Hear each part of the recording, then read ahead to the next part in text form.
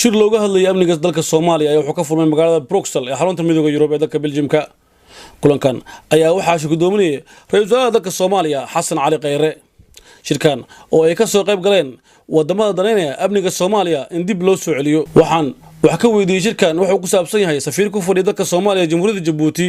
mudane آذن حسن يوليبا سفير كفر يدك الصوماليا ودمار بينلوكس أمباسطور على فقي شركة مانتو فردمي رئيس الوزراء يا ماركتي كأها ماركتي كوشير أسجيه ماركتي يوروبيان يونيون رئيس الوزراء وحكي جدي خد بعض قيمة بدن أسجوا كهالله حالة ضبطها ماركتي أمنية ودن كوجرو وحنا متعاقنا هالكال لجسوا جدي خد بدوين فربدن ugu horeeyo maaragtay ninka National Security Advisor ka oo runtii fasiray qorshaha ku meel gaarka ee amniga ciidamada loo dhisi doono Soomaaliya shirka maanta ka dhacay oo hadda aan ka soo baxnay waxa uu ahaa shir ka ballaaran amniga runtii oo ahaa sidii aad maqlayseen inuu yahay ultabin kolkan leenahay ultabin ayuu ahaa 10 sano oo amisom ay ka shaqeynaysay Soomaaliya ka bacdi in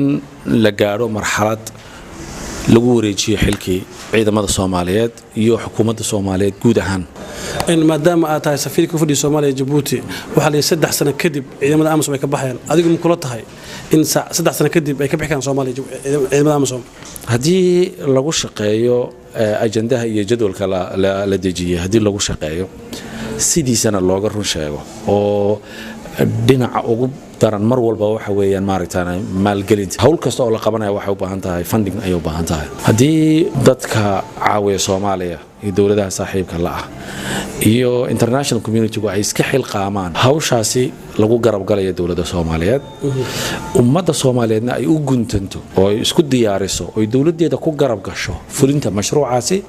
3 sanadood iyo in ka yarba lagu gudan karaa toddobaadkan dhibaato xoog la ka jirta gobolka Hiiraan wada ogtahay fatahaada wabigii maaragtay shabeelle dhibaatooyinka uu geystay maanta ma aha laakiin